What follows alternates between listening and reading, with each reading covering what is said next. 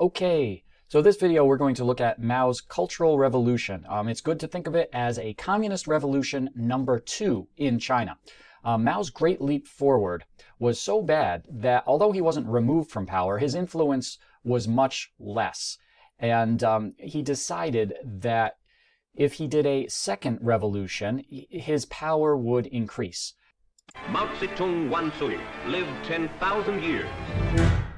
In 1966, Mao Zedong had a problem. Older picture of Mao. The Chinese leader who had led a peasant army to victory in the Chinese Civil War and established the Communist People's Republic of China in 1949 was getting old.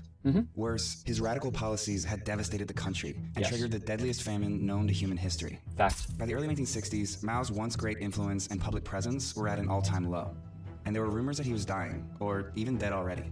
He needed to find a way to seal his legacy as the face of Chinese communism, and a new revolution to lead. A lot of times leaders are worried about their legacy. When they're getting to the end of their time in office, they start thinking of how will history remember them. Many leaders tend to think of that. It started in a river. The Great Leap Forward was a disaster. It was Mao's 1958 plan to quickly industrialize China by working its massive peasant population non-stop. He promises to transform the People's Republic into an instant paradise through the sheer force of numbers. Forcing workers in the countryside to farm crops on government-run communes. These are great primary sources. And millions more to manufacture crude steel. There's the backyard steel. Imagine the type of steel you're going to get from that. In homemade blast furnaces. It's going to be bad. That's going to be awful. Even though Mao told the world that the plan was succeeding, everywhere the communists report, production records are being broken. The truth was much more desperate. They flood the fields, exhaust the soil, and farm production, instead of going up, goes down. The Chinese people were being forced to work tirelessly on land they once owned themselves. Look at that. So they're farming without heavy machinery. Everything is done by people power. Not even heavy machinery, just masses and masses of people. And they were starting to lose morale. And despite reports of widespread famine with millions of people starving to death, Mao kept production quotas high. The pace grows more frantic. Ceaselessly without rest, one observer writes, the countryside is in convulsion. Mao's Great Leap Forward ended in 1962. By that time, somewhere between 23 and 50... To move water, to irrigate the fields.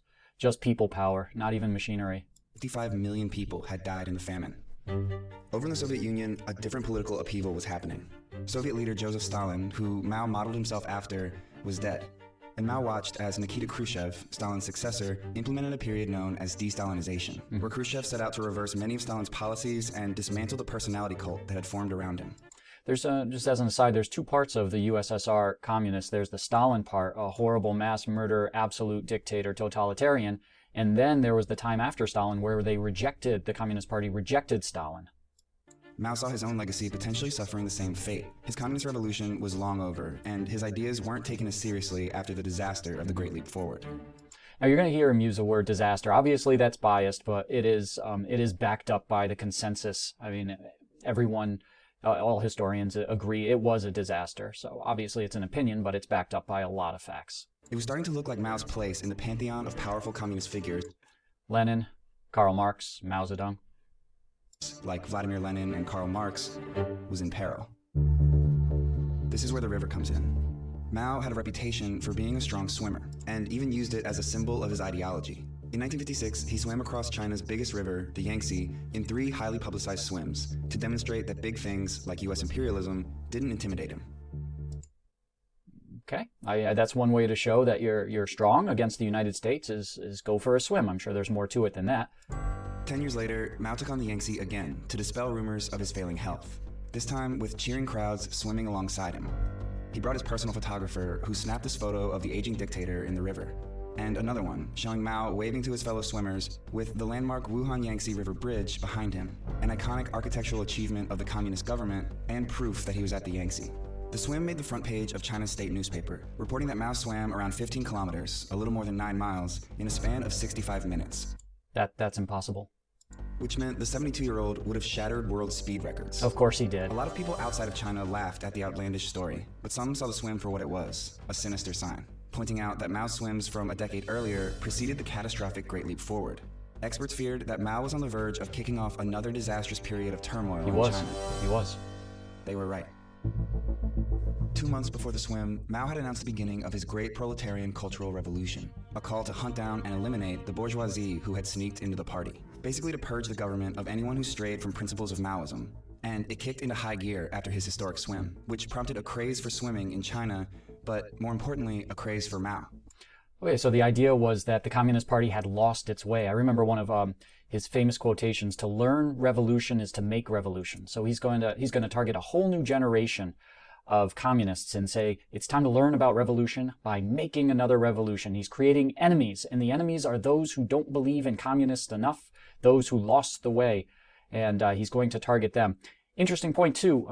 I can't tell you for sure, but one of swimming in the Olympics is very highly prized in China, even today. Gymnastics and swimming.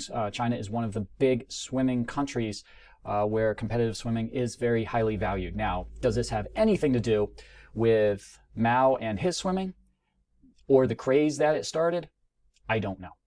Especially among the group that Mao wanted to influence the most, China's youth. The youth, Writer yep. Wang Heng recalled that seeing Mao as human flesh and blood after the Yangtze Swim resolved him to serve him with all his heart.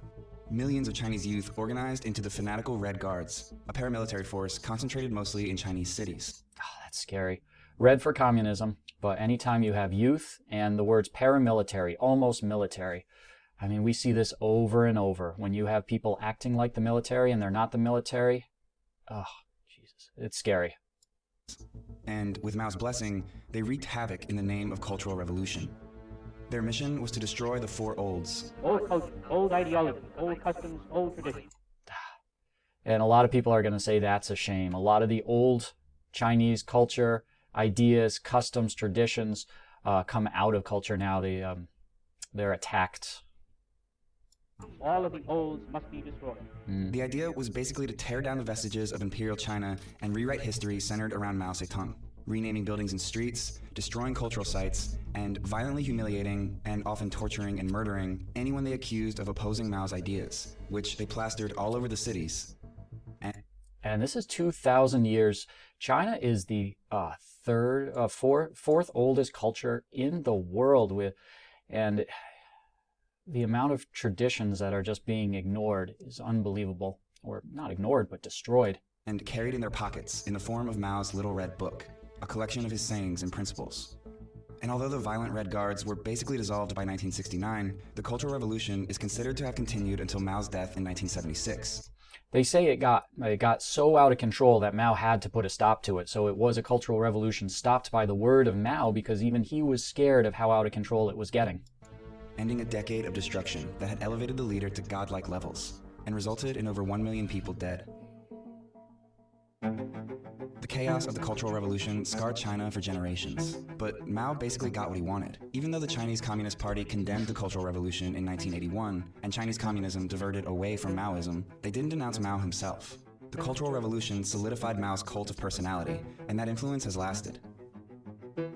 So as Stalin was erased, Mao remains in memory. Mao's swim, which is still commemorated each year in China, was more than a display of strength. It was a message to get behind Mao as he began his last revolution. Excellent. Excellent video. And if we go today, let's go in.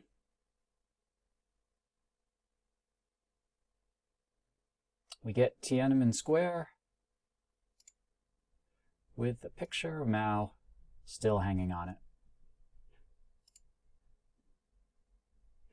See ya.